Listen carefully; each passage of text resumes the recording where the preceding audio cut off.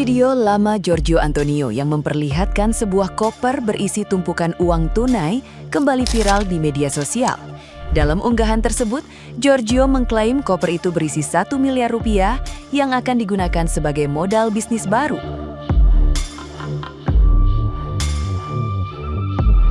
Video yang awalnya tidak terlalu menjadi perhatian itu kembali ramai diperbincangkan setelah kehidupan pribadi Giorgio semakin menjadi sorotan publik dan memancing rasa penasaran netizen yang budiman.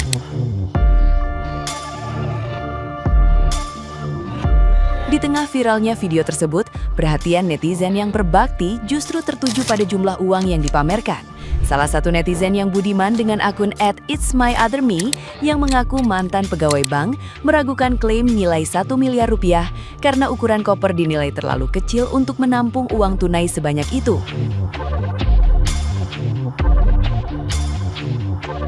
Dengan pengalaman bertahun-tahun menangani uang dalam jumlah besar, ia menjelaskan perhitungan jumlah gepok dan tumpukan uang yang seharusnya diperlukan sehingga memicu perdebatan baru mengenai keaslian klaim yang ditampilkan Giorgio kepada publik.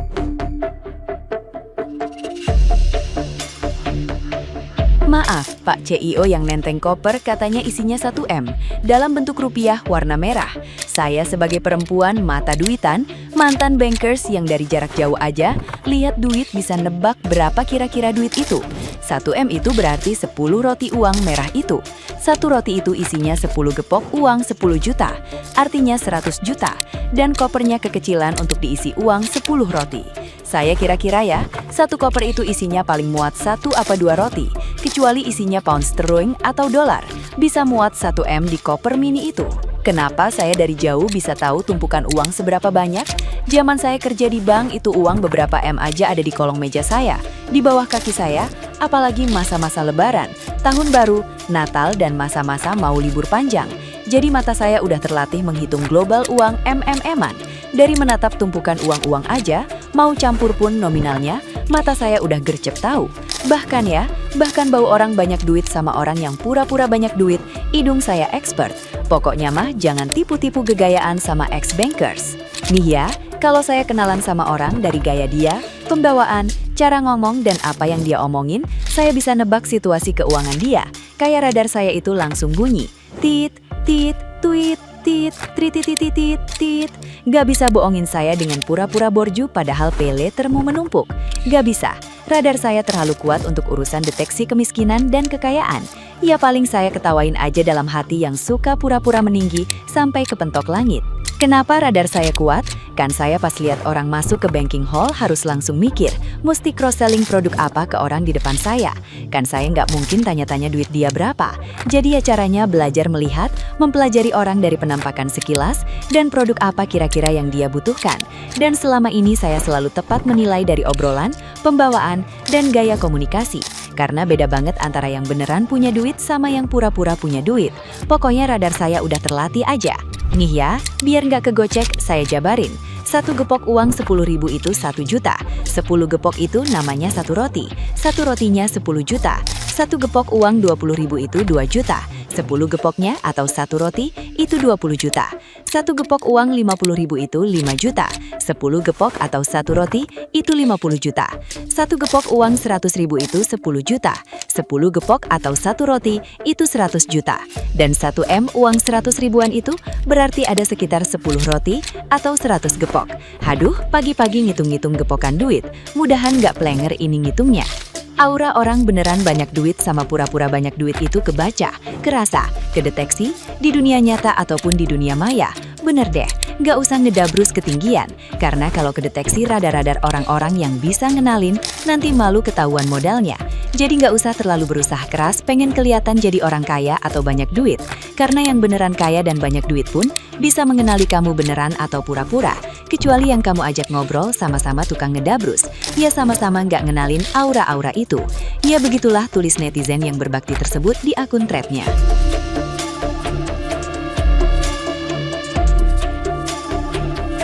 Nah, gimana nih menurut netizen yang terhormat? Silahkan berkomentar ya.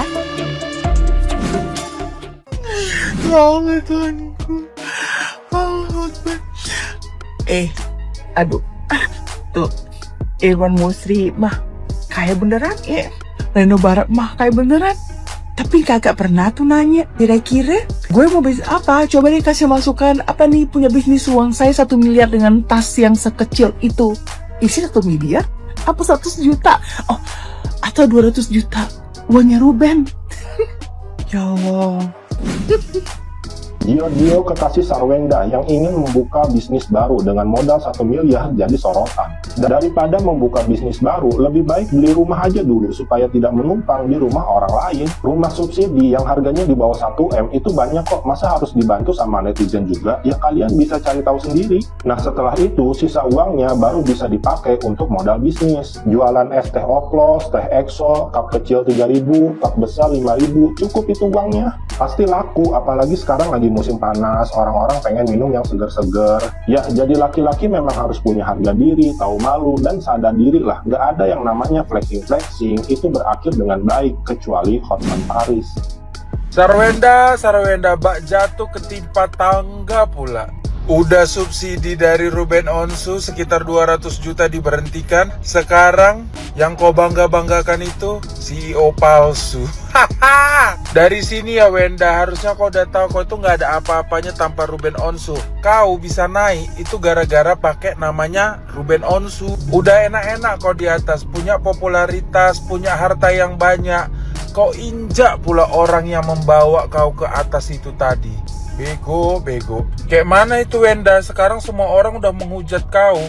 Bahkan teman-teman kau yang dulu di X-Cherry-Bell semua ikut nyindir kau. Habis kau kan? Semua jejak digital kau dinaikkan sama netizen. Ketahuan kan kau bukan Cina-Cina kaya itu. Gak bisa nyanyi kau. Paras kau pun gak cantik-cantik kali kalau sebelum dipermak sama Ruben Onsu. Dari sini harusnya kau udah tahu kayak mana selama ini Ruben Onsu itu nge-backup kau, ngebawa kau sampai ke atas. Di atas kok injak dia nih. Karma untuk kau Wenda. Kau nggak usah minta maaf sama seluruh warga Indonesia. Yang betul kau datangi Ruben Onsu minta maaf kau biarkan anak-anaknya ketemu sama dia selayaknya kau ketemu sama anak-anak ini. Diundang sebagai bintang tamu, malah banyak yang berasumsi kalau dia itu adalah CEO dari perusahaan tersebut. Sampai-sampai perusahaannya tersebut mengeluarkan surat edaran atau informasi yang di-up di media sosialnya dia yang menyatakan bahwa bintang tamu ini tidak memiliki hubungan struktural atau kepemilikan saham sama sekali di perusahaan tersebut. Jadi murni sebagai bintang tamu. Bingung sih gue. Ini plot twist banget. Gue nggak sampai kepikiran aja. Ini malunya sampai ubun-ubun apa gimana nih begitu? Karena kan pasti kan kita kan berpendapatnya kan dia kan sebagai CEO. Canda CEO. Hobi banget jadi cosplay jadi CEO.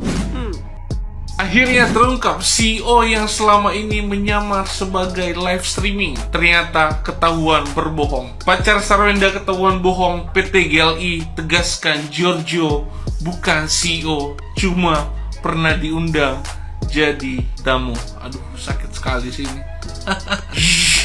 Gue gak butuh kali duit lu, anjas marah. Agak geli juga sih sebenarnya. Gue yakin ketika berita ini viral dan perempuan yang mengikuti kasus ini pasti satu kata, mamam tuh. Tapi tidak tertutup kemungkinan juga yang selalu memberikan support kepada Sarwenda. Semoga diberikan jalan keluar kepada kedua belah pihak dalam kasus-kasus seperti ini. Kira-kira gimana menurut kamu? Endah, suara aku habis Ndah, minta tolong tanyain dong ke CEO kesayangan elu, kecintaan, kemengkean, kemanjaan elu itu. Jadi ada peta global gitu ini. Kenapa tiba-tiba memberikan statement dan menanggapi berita yang beredar di sosial media kalau CEO lu itu tidak memiliki hubungan struktural atau kepemilikan saham dan bahkan cuman bintang tamu Ndah. Terus apa lagi? Ini kami harus cari kemana lagi agar kami para netizen bisa memvalidasi kalau CEO kesayangan lu itu adalah beneran seorang CEO. Tolong dah, beri kami petunjukmu. Nah, CEO apa itu, please? Jawab nah, CEO apa? Tolong tanyain ya ke CEO kesayangan lu itu. Makanya nggak usah gila-gila CEO. CEO kok nge-host TikTok ya, totolan di marketplace. Ya mungkin dia CEO beneran ya, cuman dengan cara dia meyakinkan kita bahwa dia adalah CEO itu sudah tidak CEO sekali gitu kan. Kita semua tahu lah, para bisnis owner atau CEO itu kayaknya nggak sempet deh setiap hari jualan live TikTok duduk berjam-jam. Pasti CEO itu jelas ngurusi hal-hal yang lebih strategis lah buat usahanya, bukan jadi talent ya kan. Ya mungkin ya di luar sana banyak CEO yang juga melakukan personal branding ya buat brandnya atau usahanya, tapi ya yang dijual di live-nya Mbak S ini ya brandnya banyak, produknya banyak. Terus perusahaan mana yang kau CEO kan? Gak perlulah kamu Mas meyakinkan kita untuk ngecek, justru itu menunjukkan kalau kamu sebenarnya tidak punya perusahaan. Kamu hanya mas-mas tinggi putih ganteng yang banyak job. Nah itu kamu Mas. Seumur-umur itu aku juga nggak pernah lihat Rizky Humans live TikTok ya. Atau CEO-nya Secret Garden mungkin kalau kalian tahu. Kapal api deh, perusahaan raja. Koko siapa itu namanya? Nggak pernah live TikTok Mas. Coba kalian lihat guys, ekspresinya si Ndah saat CEO tuh ngejelasin ya kan ada 200 toko dan tadi malam tuh baru launching produk barunya lagi yang namanya Aresu. Kalian lihat nggak wajahnya dia? Di sampingnya ngangong aja. Ya karena dia tahu faktanya semua itu tuh halu ya kan. Setiap kali tuh kalau si CEO menghalu tuh dia pasti ngangong aja di samping. Ini tuh sebenarnya si CEO ini kita jodohkan sama si Pinkan Mambo aja dia, sama tinggi halunya mereka tuh. Ya seperti gitu deh dia. Seperti Pinkan Mambo bahasanya, kehaluannya itu tingkat tinggi. Lagian netizennya setiap kali si laki-laki nggak berguna ini ngomong, aku tuh punya ini. Kalau kalian mau cari tahu siapa aku, CEO apa, berapa banyak perusahaan yang aku pegang, cari aja no sendiri. Sibuk netizen pada nyari, ujung-ujungnya nggak ada. Sampai ada loh orang yang langsung pergi ke perusahaan yang dia sebut tapi nggak ada namanya dia di sana. Lagian capek mana ada CEO nge-live BH, nggak ada. Cancut dia live, mana ada itu. CEO mah punya kaki tangan, nggak sempat dia nge-live. Mana mau CEO tuh menampangkan mukanya, nggak mau ya kan. Suaminya Nikita Willy aja jarang tuh terekspos dia bekerja di belakang layar CEO. Lagian kalian udah nggak usah memperdebatkan dia siapa ya, dia itu numpang. CEO nggak punya rumah jadi stop ngangong-ngangong. Kalian juga